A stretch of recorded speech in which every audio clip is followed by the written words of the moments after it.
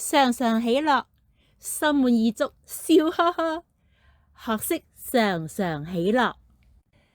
大家好啊，跟我哋一齊嚟學一個好開心嘅功課，就係點樣常常喜樂。聖經話呢個係神嘅旨意嚟㗎，等我哋睇下點樣可以成日都笑呵呵、笑哈哈、笑嘻嘻。乜嘢係常常喜樂呢？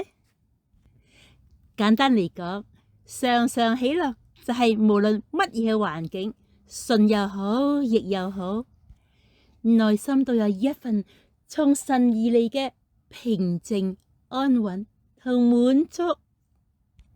誒，唔係扮開心喎，唔係叫大家有唔開心都要夾硬笑，而係喺困難中仍然相信神嘅同在同埋恩典，有個內在嘅平安。唔係冇煩惱，喜樂唔代表冇困難，而係喺風浪中依然能夠經歷神所賜內在嘅力量同埋盼望。其實喜樂係屬靈嘅選擇，係一份信靠神嘅決定，立定咗心意㗎喇，選擇聚焦喺神嘅應許同埋恩典。而並唔係只係睇環境。聖經帖撒羅尼迦前書5章16至18節都有講到，要常常喜樂，不住地禱告，凡事謝恩，因為這是神在基督耶穌裏向你們所定的旨意。所以常常喜樂就係好似太陽咁。就算有時俾雲遮住，但本身依然係發光發熱。點樣比喻呢？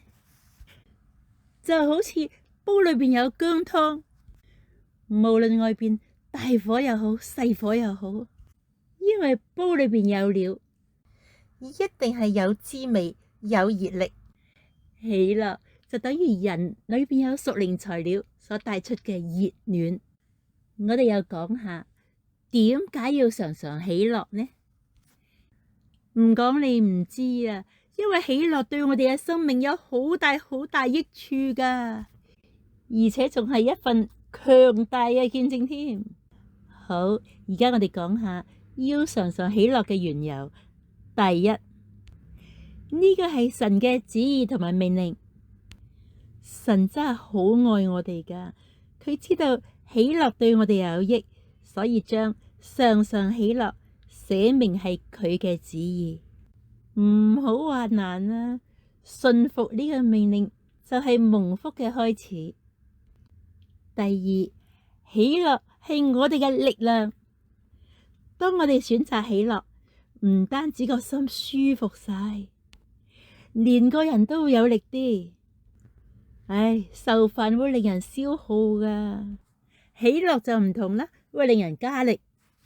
聖經尼希米記8章10節咁講，因靠耶和華而得的喜樂是你們的力量。第三，喜樂係一份強大嘅見證。當啲人睇到我哋喺困難當中仍然有平安同埋喜樂，就會好奇，呢啲人嘅力量喺邊度嚟㗎？咁就成為傳福音嘅好機會啦。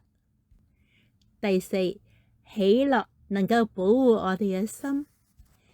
一個喜樂嘅心就好似一個盾牌，可以幫助我哋抵擋侵襲我哋嘅憂愁啊、埋怨啊、灰心啊等等等等嘅攻擊，保護我哋屬靈生命嘅健康。簡單講，喜樂就好似心靈免疫力，有強勁嘅抵抗力，就冇咁容易病，即係冇咁容易唔開心，冇咁容易充滿負能量咯。跟住講到點樣實踐常常喜樂，講到實踐，我哋可以試下呢個喜樂三寶喎。包你個心越嚟越輕省，越嚟越喜樂。第一寶，親近喜樂嘅源頭神。大家知唔知啊？喜樂唔係靠自己製造出嚟㗎，咁喺邊度嚟啊？係從神而嚟嘅，所以越多親近神，自然就會越多喜樂啦。點樣實踐呢？可以唱詩歌讚美神，即係揀啲輕快感恩嘅詩歌嚟唱啊唱，個心情就會好快轉變。仲有就係祈禱交託，將自己好擔心、好掛住嘅事同神講啊講，用信心交託俾佢，咁就可以換取佢嘅平安同埋喜樂啦。第二寶，轉換眼光睇處境。點樣轉換眼光啊？即係學習，唔係聚焦喺冇咗啲乜嘢，或者幾咁唔好，而係數算擁有啲咩呢？同埋感恩啲咩呢？咁又講下點樣實踐啦。可以試下問下啲感恩問題，喺困難當中問，有咩係我可以感恩嘅呢？例如，哎呀，病咗啦，但係感恩有家人照顧；落雨啊，但係感恩啱啱有個騎樓底；甚至俾人打劫都感恩啊，個賊謀財啫，冇害命。感恩啊，做賊嗰個唔係我啊。除咗問感恩問題之外呢，仲可以睇永恆價值喎，就係問問自己呢件事10年之後仲係重要嗎？將眼光放遠啲，好多煩惱即刻變得好細好細。第三寶，選擇喜樂嘅行動。喜樂唔只係感覺啊，更係一個行動。我哋係有選擇㗎。我哋可以選擇做一啲帶嚟喜樂嘅事，實踐嘅方式有好多，包括幫助下人啦，幫人嘅快樂係好實在嘅，打電話關心人啦，為人代禱啦，分享啲生果俾隔籬鄰舍啦，俾啲巷更啦，仲有又包括親近大自然，出去公園行下，睇下神創造嘅花草樹木，聽下啲雀仔聲，個心會開朗好多啊！仲包括同喜樂嘅人相交，多啲同嗰啲咧積極嘅喜樂嘅朋友仔啊、弟兄姊妹啊傾偈啊、去街街啊，喜樂係會傳染㗎喎。聖經腓立比書4章4節咁講：你們要靠主常常喜樂。我再說，你們要喜樂。俾啲實踐小貼士大家。